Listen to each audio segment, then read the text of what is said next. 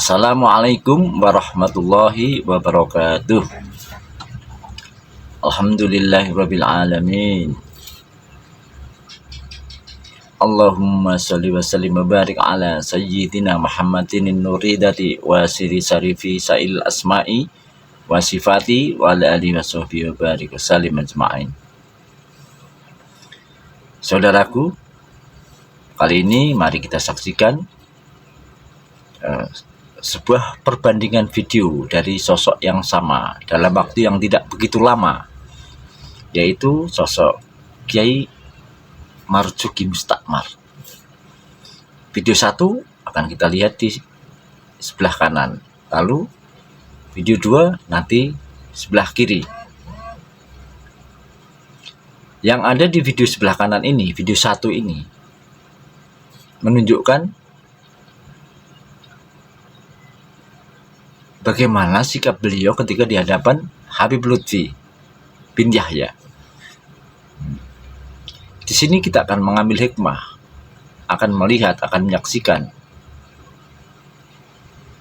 Setelah menyaksikan ini kita akan tahu sendiri bagaimana orang dan kita ini harus bersikap. Kita tidak perlu menilai orang lain, tapi kita cukup mengambil pelajaran buat diri kita. Mari kita saksikan. Terakhir dibaca dengan hati, memusuhi ahlul bait celaka, memusuhi sadat celaka, memusuhi habaib celaka. Amin. Ahlul baitil Mustafa Tuhuri hum amanul ardi fadaki. Ahlul baitil Mustafa Tuhuri hum amanul ardi fadaki. Syubbihu bil ajmi zuhuri mithla ma qad jaa fi sunani. Ya Rasulullah, salamun alaik ya rafi'a sani wa daraji fataya jiratal alami ya uhailal judi wal karam. Qala Rasulullah sallallahu alaihi wasallam fi nasaih al-ibad, fi kitab nasaih al-ibad, an-nujumu amanun li ahli sama, an-nujumu amanun li ahli sama fa idza zalat halaku. Wa ana yakni Muhammadun sallallahu alaihi wasallam amanun li ashabi. Naam, amanun li ashabi fa idza dhahabtu halaku. Wa ahlu baiti amanun li ummati. Wa ahlu baiti so amanun li ummati. Naam. Fa idza dhahabu halaku. Wa qissa Karbala, qissa Karbala dalilun wadih wa waqi'i ala hal. Nahnu nahdatul ulama al-asli. Nuhibbul habaib. Nah, begitulah sikap beliau ketika di hadapan Habib Lutfi dengan mendoakan sedemikian rupa, memberi dukungan sedemikian rupa, sampai menunduk-nunduk semacam sujud di hadapan Habib Lutfi. Lalu kita akan mencoba menonton perbandingannya pada video 2, sikap terkini, apa yang dilakukannya. Mari kita lihat.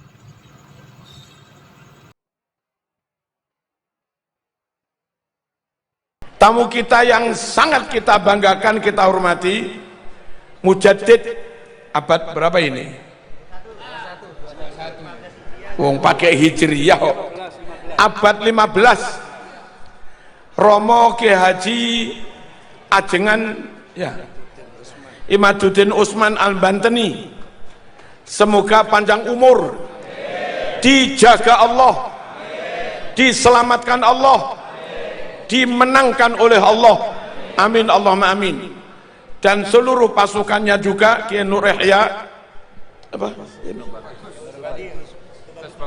Bagus Nur Fadil, Gus Fakih, dan kita semua ini pasukannya. Gus Bodo. Sedaya mawon muga-muga kita barokah. Gus Suadi alhamdulillah berkomitmen tidak menambah lagi. Muga-muga punya Suadi bahagia. Amin Allahumma amin. Bapak Ibu rahmakumullah, satu nyuwun sewu.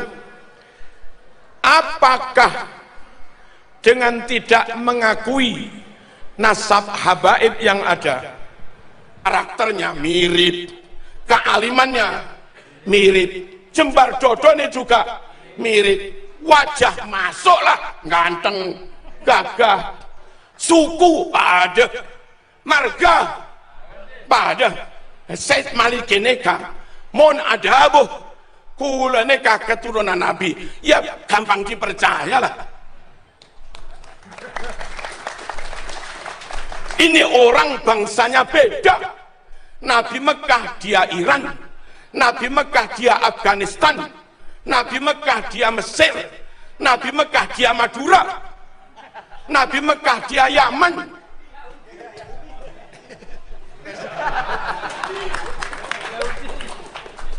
Bangsanya beda, sukunya beda. Nabi Quraisy dia Jawa, Nabi Quraisy dia Banten, Nabi Quraisy dia Sunda. Halo. Nabi Quraisy dia Hadramaut, Nabi Quraisy dia Habasyah, Nabi Quraisy dia Qahtan, Nabi Quraisy dia Tamim. Weh. Nabi Quraisy dia Aden. Tak pada suku. Marganya Nabi Bani Hashim dia Al-Aidi, Al-Katiri, Al-Pasrpani. Wajah nggak masuk. Nabi ganteng, Said Maliki ganteng, dia nggak ganteng blas. Nabi alim pinter, dia logikanya konyol. Weh. Nabi sabar, jembar dodone, dek ngamuan, takbir prak, terus ngaku keturunan Nabi, dites tak boron, dilacak nasabnya urut satu persatu per generasi tak boron. Buku yang katanya punya anak 4 dites pakai zat karbon untuk mengetahui nama keempat itu tintanya umurnya sama apa enggak. Kertasnya lebih lawas yang itu apa lebih lawas yang anak 3, dites tak boron. Terus ngaku keturunan Nabi, bodoh remaja. Oneng negara. Kita harus menjaga kemurnian nasab Rasulullah sallallahu alaihi wasallam, supaya orang yang kita tabaruki pasti qat'i 100% keturunan Nabi. Harus dijaga kemurnian ini. Khawatir kalau nggak dijaga, sembarang orang gampang ngaku keturunan, kadung ditabaruki pol-polan, kadung Gus Adi paringi mobil ben barokah, lah tiba keturunannya semprol ya apa.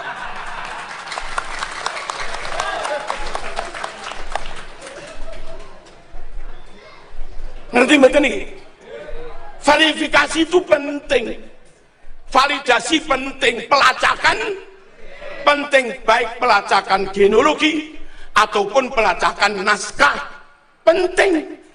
Untuk apa? Untuk memastikan fulan qat'i keturunan Nabi. Kita sowan nggak rugi, salaman nggak rugi, sedekah nggak rugi, barokah. Dan memang Nabi meninggalkan untuk umat ini nyuwun sewu 3 jimat. Jimat pertama Quran, jimat kedua sunnah, jimat ketiga keluarga anak cucunya Kanjeng Nabi. Supaya sunnah benar-benar sunnah, bukan maudhu, bukan palsu, maka ulama men-tracking hadis, dan akhirnya karena hadis kena jarah wa ta'dil, ribuan hadis rungkat. Rungkat itu apa?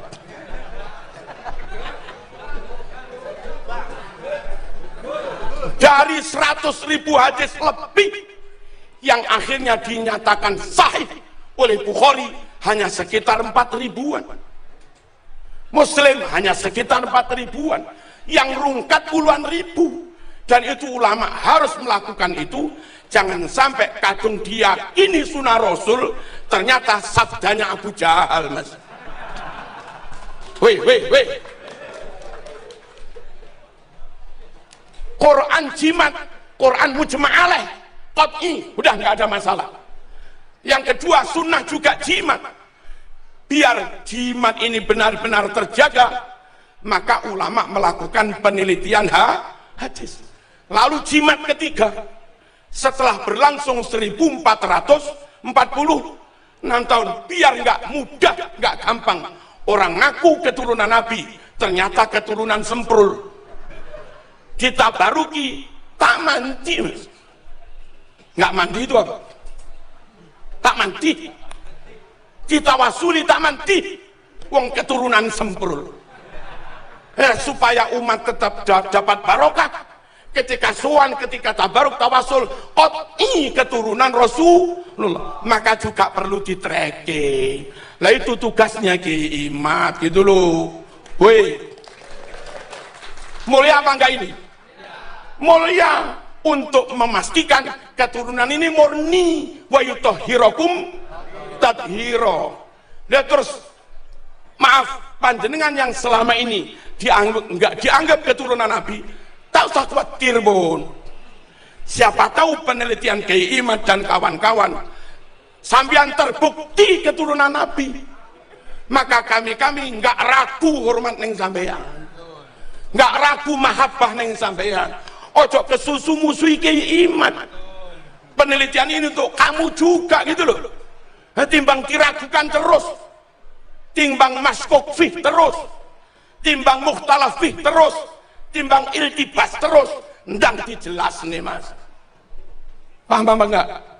Kalaupun diteliti ternyata bukan, sampean kudu lilo demi menjaga kemurnian anak cucu Nabi, zuriyah Nabi, daripada saya dicantol-cantolkan di situ.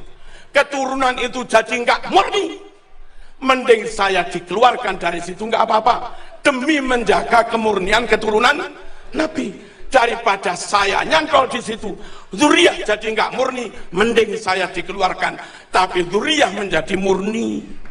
Nah, yang mau begini berarti ikhlas, kepengin wayutahhirakum tathira. Kalau begini enggak mau, berarti Anda hanya mikir kepentinganmu sendiri, biar tetap disuani umat, biar tetap dimahabbai umat, biar tetap disungkemi umat, biar tetap diparing-paringi. Berarti sama nggak mikir untuk kepentingan Islam, mikir kanggo awake dhewe. Yo ngaku oleh ngono, Mas, bendang beres. Clear apa enggak ini? Halo, kok sik durung trimo iki piye? Terus kula tambah malih sekedhik. Hari kayak begini masih ada yang ngaku keturunan ke-28. Terus ngitungnya bagaimana? Mbah Yud saya itu lahir 18 sekian, kami nggak tahu. Saya lahir 66. Ternyata lahirnya Mbah Yud dan lahirnya Pucu Buyut itu kisaran 100 tahunan. Sampai nikah umur 25. Halo, istrimu nikah umur 20, lalu punya anak pertama umur 26, 28, 30. Madep sini dulu. Anakmu, istrimu punya anak, dia umur selikur, rolikur. Jarak antara anak dengan orang tua itu kisaran 25 tahun, 26 tahun gitu loh. Halo, kalau 100 tahun nasab keempat. Paham apa enggak ini? Orang nikah itu umur 25, umumnya umur 26, 27, 28 punya anak, istri punya anak umur 21, 22, 23, 24. Kalau di rata-rata pada angka 24, 25, 26. Jarak antara anak dengan orang tua. Karena jaraknya sekitar 25 per nasab. Kalau 4 nasab berarti buyut. 100 tahun. Kalau 1000 tahun nasab ke 40, Mas. Paham apa enggak ini? Sekarang 1400 tahun harusnya nasab 56. Wajar. 1446 harusnya nasab ke 58, wajar. Kalau ada orang aneh keturunan ke 58 lumayanlah masuk. Anak keturunan 57 lumayan masuk. Aneh keturunan 28. Kalau di rata-rata 1446 Hijriah dibagi 28, rata-rata 51 tahun lebih. Masuk akalkah ibumu melahirkan umur 51? Mbah putrimu melahirkan umur 51?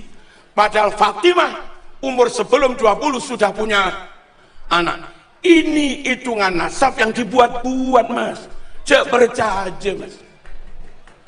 Belum lagi sekian makam dipalsu, klaim sejarah NU dipalsu, woi, klaim pahlawan dipalsu, pemalsuan itu kadek, bohong.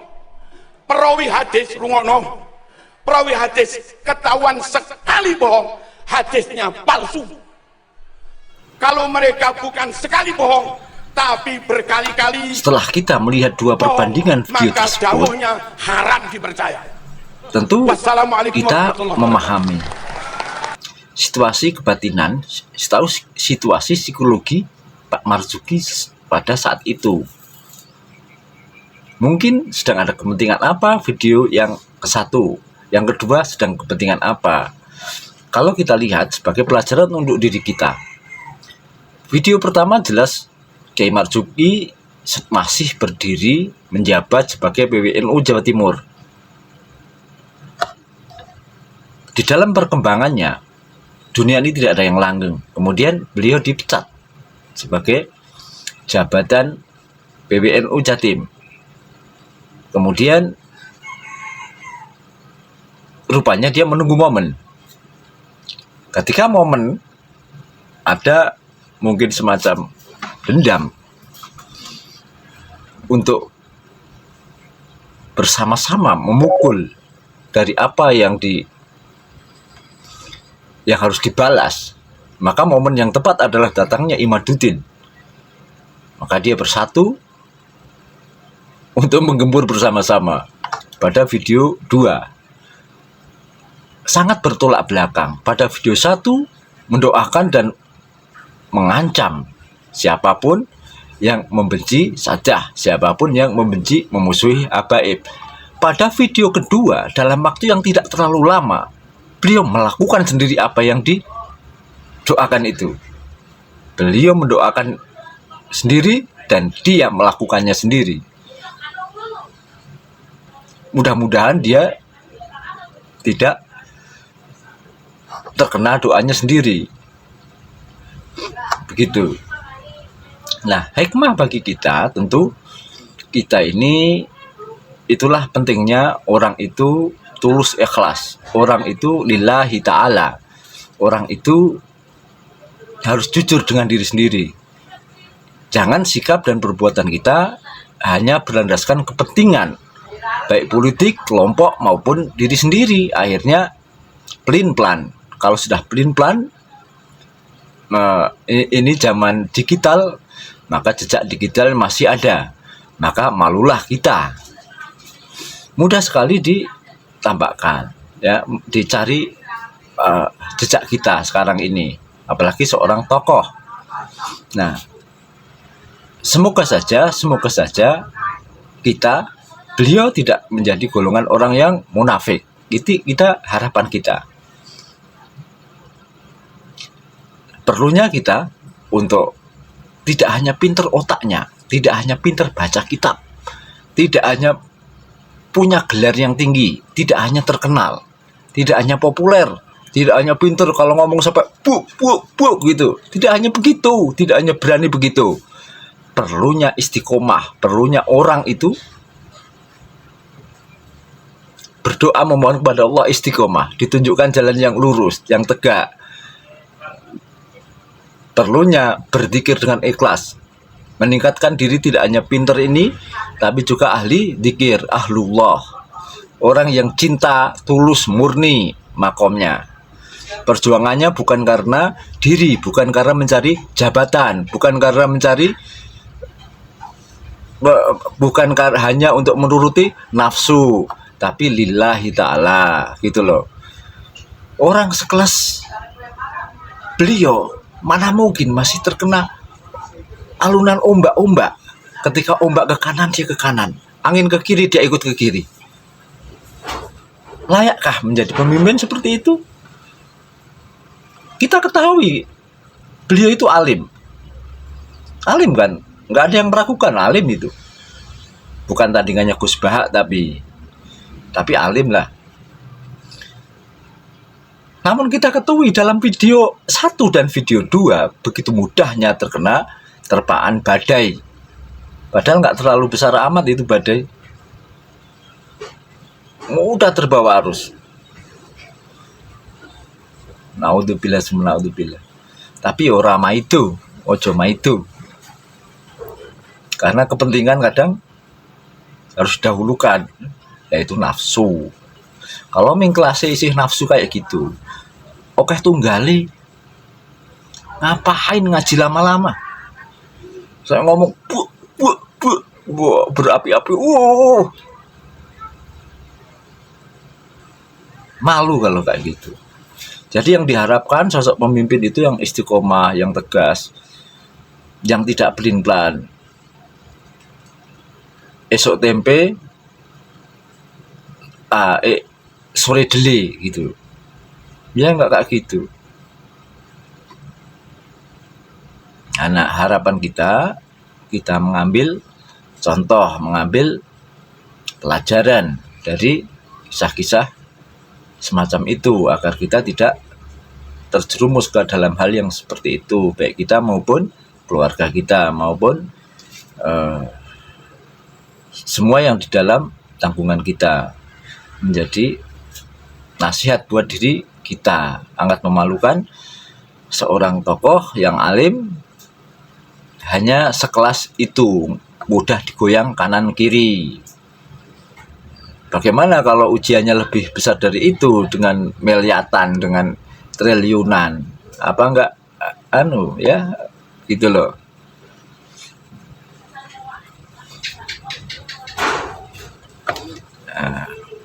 Ya demikian saja, kita semua mempunyai penilaian masing-masing. Intinya bukan untuk menilai orang lain, tapi kembali ke diri kita masing-masing, mengambil pelajaran positif. Kita doakan kedua belah pihak semoga mendapat ridha Allah. Dan untuk menutup pada pertemuan sore hari ini, kita akan bersolawat yang sesuai dengan konteks dan kondisi ini. Salawat ini dari ijazah dari dulu, kami mendapat ijazah dari Gus Maksum Johari. Allahumma sholli sholatan tulqi biha ru'ba wal haibata fi qulubil kafirin wal dhalimin wal musyrikin wal mufsidin wal hasidin wal munafikin wa ala alihi wa sahbihi barik wa sallim. Demikian, wallahu alam. Assalamualaikum warahmatullahi wabarakatuh.